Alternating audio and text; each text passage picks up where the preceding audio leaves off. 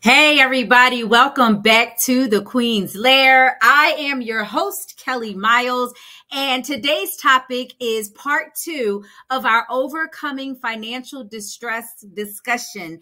And we have coming back with us 2 of the ladies who was on the first episode so that we can kind of talk a little bit more about this topic and dig a little bit more deeper into the weeds. So we're getting ready to bring these ladies on to join us again. And we have with us Miss Kellie Redman and Miss Sheila Horn.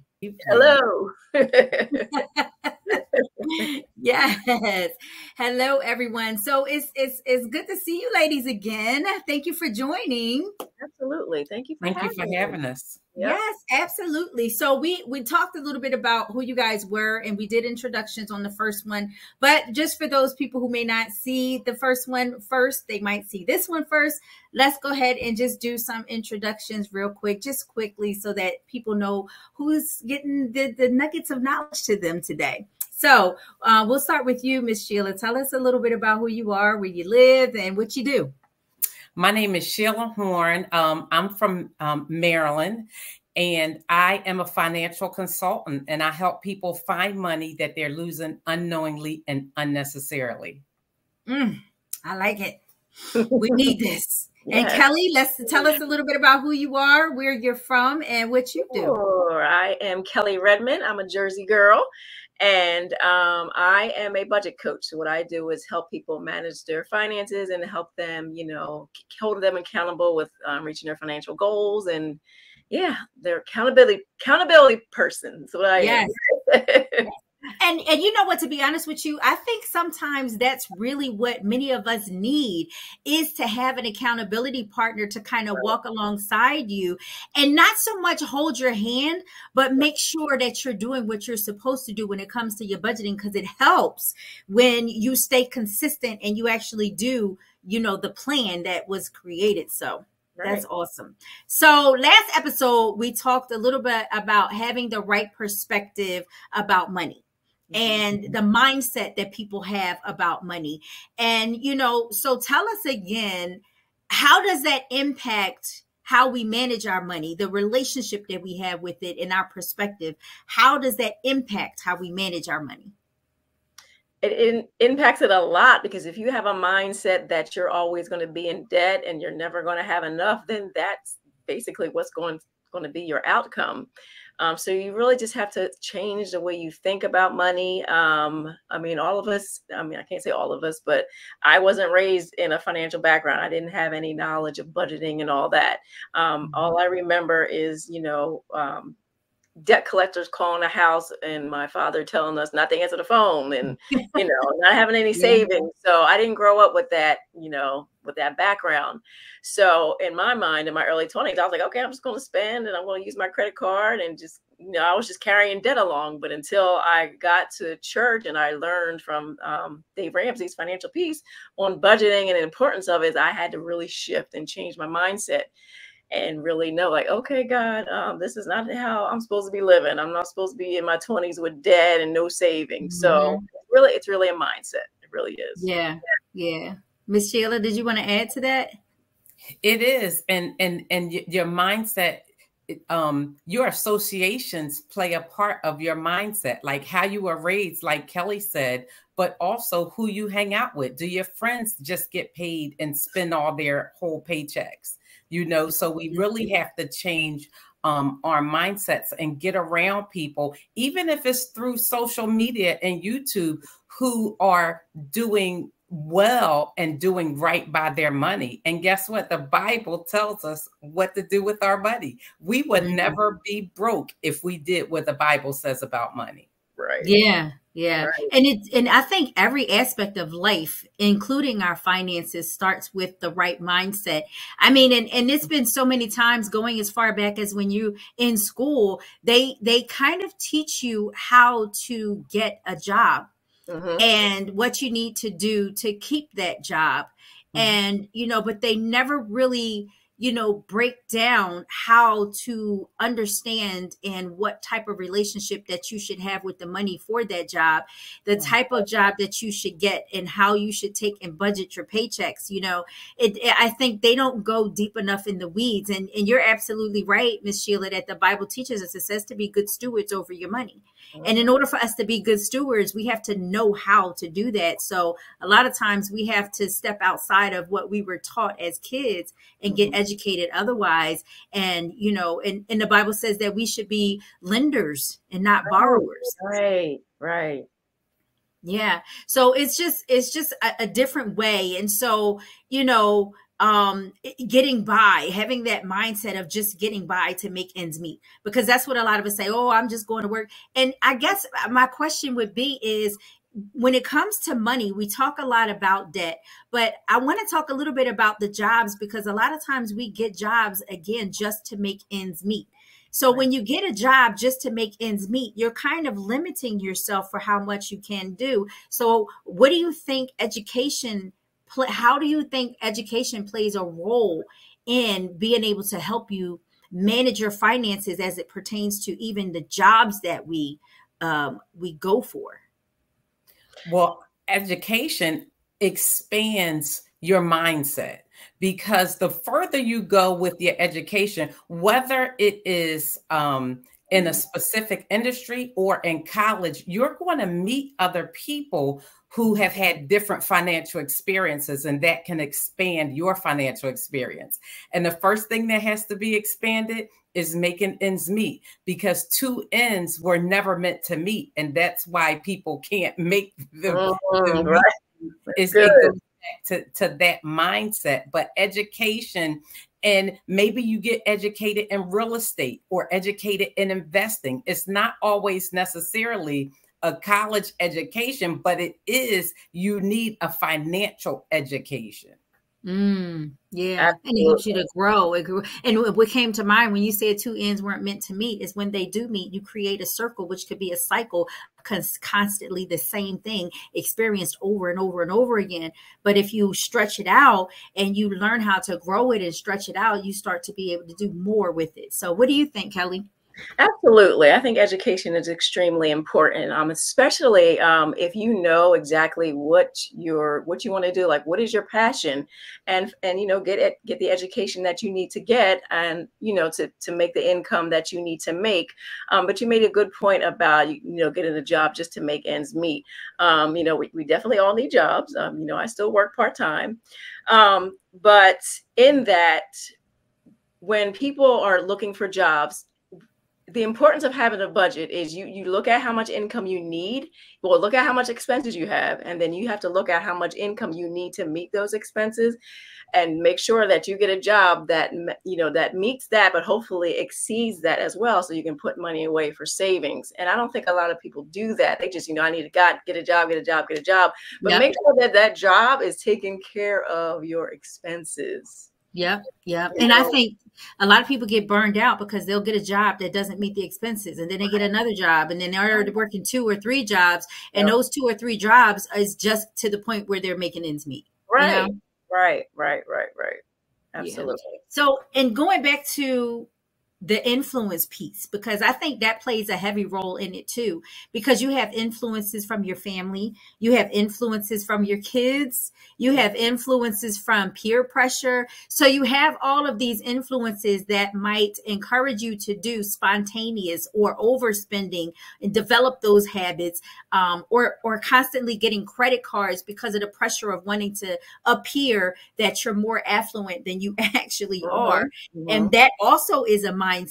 So when you're talking about that, talk about how those things impact either overspending or how it can impact hoarding cash, because it can have the opposite effect as well. And we talked a little bit about this, before in the first episode, but I think peer pressure and outside influences and outside factors play a big part in that spontaneous spending and that overspending and hoarding cash. So talk a little bit about that. Sheila, did you want to go? Well, sometimes our emotions keep up with the Joneses. We want to feel good. So we spend emotionally and not rationally. And that can be a real problem, but it does go back to how you were raised, because what you saw in your household, you tend to duplicate. So you have to get around something new to see something new. Right. And that emotional spending can put you in, from, like you said, Kelly, the two ends meeting to the circle, and be a very vicious cycle, because sometimes we spend because we want to feel good. Yeah. Sometimes we spend because we want people to like us, but that comes from not having true vision and a goal. Because I'll give you an example. When I was purchasing my home, every purchase that I made, I said, do I want this or do I want my house? So I made I rationally spent my money because my house was the bigger goal.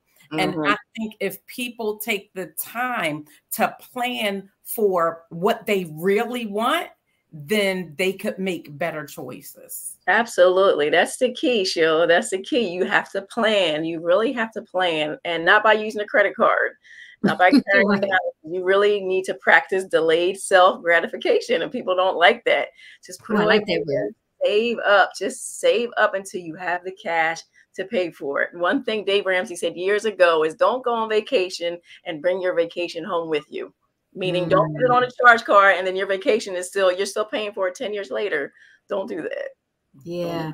And I think intentionality has a lot to do with making sure that you stick to that plan. You have to have a goal, and you have to be intentional about sitting down and making sure you write out that stuff, making sure you stick to those goals, regardless of the pressures that come. And I want to talk about this because I'm sure you all have. This is a struggle, I think, for everybody, as we're talking about pressure and we're talking about the outside influences. Them doggone kids. Especially around Christmas time. Tell me how they be like, well, I really wanted that, or I like this, I like that. And I will tell you that me and, my sister were completely opposite ends when it came to that.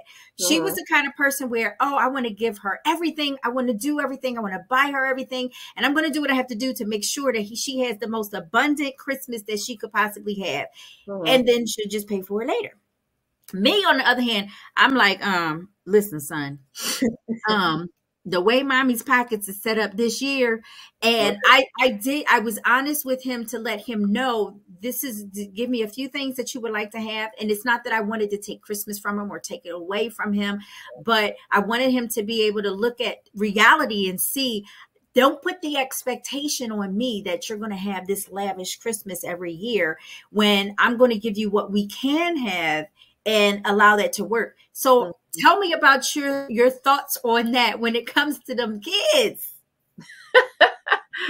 That's what I like when I meet with clients. I like to tell them, have monthly budget meetings, family budget meetings, and explain to them, this is what mommy and daddy have, or just mommy or just daddy, because I was raised in a single parent home for a little while. So have those budget meetings and explain to your kids, what's going on, and tell them, okay, so we have this much, this is what you want to spend for Christmas. So, just think about what you want that goes up to that amount. And just explain to them, like, look, this is what we got. The other thing I like is banks have Christmas clubs. I do like those. I don't know if TD still has those, but I know some banks probably still do. They do, yeah. They start like October of the previous year, and you just saved all the way through. I like that. Yep. But yeah, just sit down and talk with them like you do. Like you said, Kelly, just have those chats. Like, listen, this is where we at. This is what we got. And, we're going to make it work. Yeah. You have to pick something that, give them the dollar amount. You got this much. So figure out what you want. And yeah. So. What do you think, Miss Sheila? I agree. And if you want to surprise them, tell them to pick 3 to 5 things in that dollar amount and see what you get on Christmas. I mean, you still have to eat after Christmas. That's right. Still, people spend more money on Christmas and then have no money for a college education. What's more important? Yeah. And half the toys by the time they get to college is broken going anyway. Right. That's right. Right. Hey, sometimes by January the toys are broken gone. Right. You know, so people spend money on, you know, on liabilities and on trinkets that have no value in 3 to 6 weeks, let alone years later. Right. Yep. Right. Yeah, that is so true. Sorry, Kelly. One thing you said about, you were talking about, you know, people trying to keep up with the Joneses. The thing is that you don't even know the Joneses story. The Joneses could have debt. They could have had huge amount, but they could have like 3 loans that they're paying for that house. So you don't necessarily want to keep up with the Joneses because you don't know their story. Yeah, you don't know the background. So look, they did an expose on some of the when the Real Housewives came out and they were driving cars and living in houses. Half those houses was rented. They didn't own the cars, and like we follow behind people and don't even know their financial situations. So true. Because we don't have our own dreams and aspirations. We're trying to live through someone else. If we had our own dreams and goals, we could make it work within those. But you can't keep up with our life. We weren't meant to live someone else's lives. Mm-hmm. That's so true. That's good stuff. We're going to put a pin in it right here because I want to come back and I want to talk a little bit about how, you know, we're dealing with from college debt to purchasing a home. And, you know, we're always encouraged to build our credit by taking out a loan or a credit card. And so we're going to come back and after this break, we're going to jump into that conversation as well, because that also is another way that people try to keep up with the Joneses. So after this break, we'll be right back.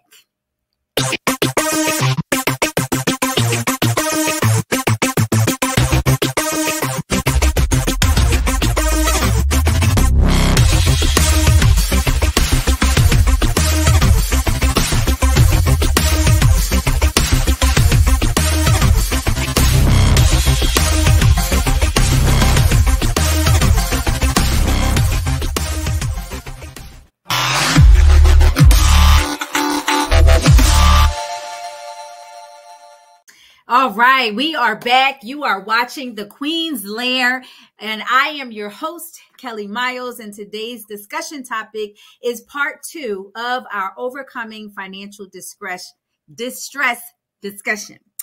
So now, before the break, we were talking a little bit about, you know, spending money, the relationship with money, overspending, the influences and the external factors that play in our decision making when it comes to money. And so I want to talk a little bit about some of those influences and factors are when you go to college. And so from going to college, buying a house, from all of those different things, we're always encouraged to build credit. But the way that we build our credit is always by getting a loan or getting a credit card that typically has a balance that's so high. That's like, wow, it's so attractive. It's like, I can get this and pay on it later, not realizing that that can accrue interest and kind of spiral out of control. Is there a better way? Absolutely. Absolutely. Planning, like we talked about previously, planning is the better way. If you plan for college, you know 18 years before your child goes to college that's a possibility. And there's saving and other things you can do along the way. Did you know there were scholarships for kindergartners? At every age and stage, there's scholarships and money that the students could apply for. You know, you can go to college and not have to take out a loan. That most community colleges across the U.S. right now are free. As of today, most of them are free, and people don't think about alternative ways to go to school. You can have your first 2 years free and then get your 4-year diploma at a school that you got a 50% discount on. That's awesome. Wow. Yeah. Wow is right. Nobody could even think about going to school for free or 50% off or any of that. It's like, I went to school for free. It can happen. Awesome. That's awesome. Yep. Wow. Well, we might need a master class on something like how to do that. Well, I'm working on it. I'm writing a book. Stay tuned because my book will be out by the end of the year. Yeah, yeah, that's a shameless plug. She's writing a book, so just stay tuned. That's right. But yeah, but it's interesting because that's what I did when I first got into school, or no, not school. When I went to buy my first home, it was like you got to build up your credit. So what did I do? I went and I got a credit card, and when I got the credit card, it was like, oh, I can get this and this and this, and then before you know it, my credit is bad. Now I can't get the house, Right. so now I got to go back and clean up my credit and try to get it. So it took me another year or two to get the house that I should have had because I had to clean up my credit from getting the credit card. Right. So yeah, so that's interesting. And so, what other resources are out there for colleges, and how can we help that remedy? And then I want to talk a little bit also about, that mindset, because you guys were talking about how, you start planning early, start, putting money away for college. Well, what if you have a single mom who doesn't have the income to be able to put to the side that all of their money is going toward paying the bills? So to save for college is like how? To save for anything is like how? Because they don't have the additional revenue to be able to put something to the side for anything else, But before we go to that part, let's go to, the revenue and not the revenue, the remedy, to say, for other resources that can come with helping out with paying off, student loans and debt and stuff like that. Well, I talk about one of the things we did for our oldest. Because my husband, he's all about community college. Like, there's nothing wrong. Like Sheila was saying, there's nothing wrong with going to community college first, especially if you don't know what you want to go to college for. Yeah. Your prerequisites, take all the classes at community and just pray about, what are you passionate about? Like I was saying earlier, like, what is it that you really, really want to do? And what she did is she applied for all these different scholarships and grants. And she actually got, I remember this, $1,000 from Burger King. She filled out an application. Yep, from Burger King. I was like, wow, Burger King gives scholarships. But she was just filling out all these different things to get any free money that she could get. So, and that helped towards books and all that. And like I said, she just went to a community college for a couple of years and she did fine. So you don't have to go to a 4 or 5 year college and rack up all this debt and then just be disgusted when you don't get the job that you want. And then you got to pay this debt back. And it's just, sometimes it's just sickening, the things that we don't know, but you really just, like Sheila was saying, you got to educate yourself. Look and find some grants, find some scholarships, and apply. If you play sports, because my husband, he got a full ride to Penn State because he played sports in high school. Nice. So he went for 5 years, didn't have to pay nothing. Wow. Time. Yep. So if you're into sports, dance, whatever, scholarships are out there. There is free money out there, like Sheila was saying. Yeah, yeah. And there's money right in your kitchen. If you look at the things that you buy in your kitchen, you will have no idea how many of those companies offer scholarships. Wow. You just have to do some research. You're talking about like Frigidaire and Delta. Like Frigidaire, like McCormick's, like Clorox. Wow. In your house where you spend money, Toyota, Scholastic. There is money in your house that offers scholarships. You just have to look for them. Wow. That's the thing. You got to do the research. It takes a lot of work. And I think that's the biggest thing. I think it seems like for most people, they don't want to have to actually sit down and do the hard work. The Bible says faith without works is dead. So we have to get out of the mindset of we want something, but we don't want to have to do in order to get something. And I think that's what it comes down to, because a lot of us just don't want, you look at an application and you got a 3-page application and you got to go through and fill out and then write like a 300-word essay. Oh my God, I got to do it. Like most people get in that mindset and they don't want to have to do the work, but it pays off in the end if you actually do it, right? Absolutely. It does. And think about it like a job. Who is going to fork over money to you for nothing? My son went to school with a young man whose brother received $50,000 from Coca-Cola. And his father came to a talk and told the kids just how he got that money. And he said it was like applying for a job, multiple interviews, multiple essays. They then had to travel to Atlanta for the final phase of it. And think about it. If you were giving somebody money for school, would you make them have to work for it? This is an investment for companies. You will have to work. Mm-hmm. Wow. That's good. Yeah. That is so good. Yeah. And that's the part, it's like you have to put in that work. And again, like the word I said earlier, being intentional, you have to be intentional. You have to sit down and be, the other word that comes to mind is patient. You can't be in a rush to hurry up and get something. And I think that's where everything in the world today is rush, rush, rush. They got to have everything quick. You want everything microwaved. You want everything quick, fast, and in a hurry. But it doesn't actually work that way when it comes down to quality and longevity. You have to take that time to put in order to get out of it what you're looking to get out of it, so that's really, really important. And so, when it comes to those things, I wonder, when it comes to those debts and things like that, I guess I want to ask you guys, what do you feel about the best way to pay off a debt? Is it better to pay off a debt by paying it like one lump sum, or put small amounts of each on each bill to pay off, or one bill at a time, pay one bill at a time? Like, what do you think is the best way? Is it better to consolidate? Because I know consolidation is like really big, to try to get everything lumped into one and then just pay that one consolidated loan off. So what do you think is the best way to pay off the loan? Can I start with this and then give it to Kelly? Because I know Kelly got this.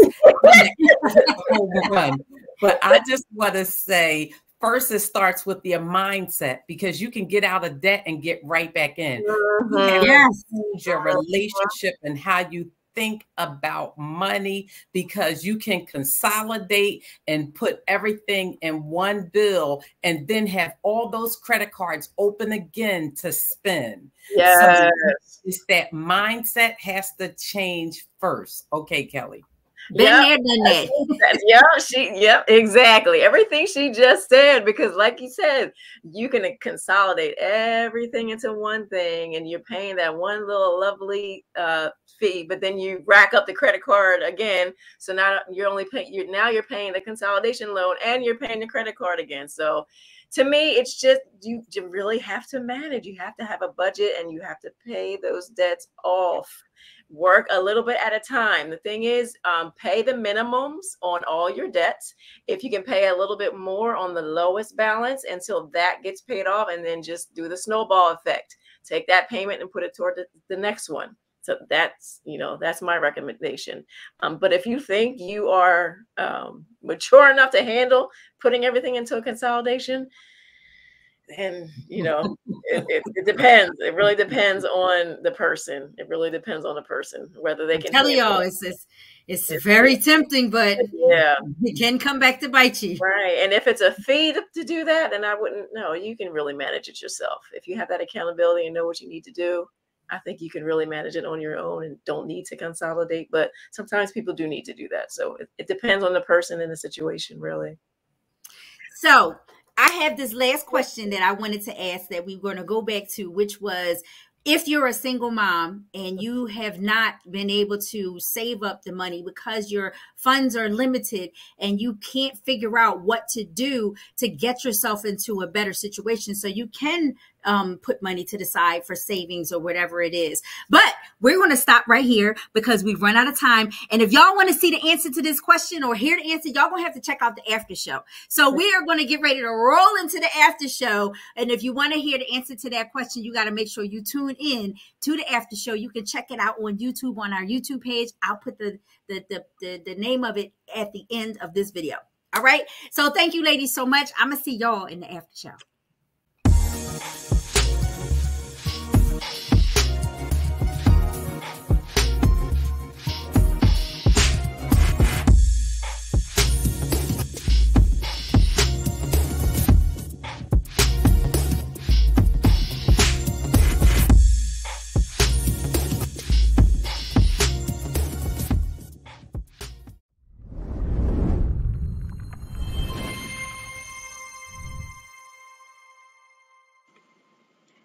Thanks for watching The Queens Lair. Stay tuned for the next episode.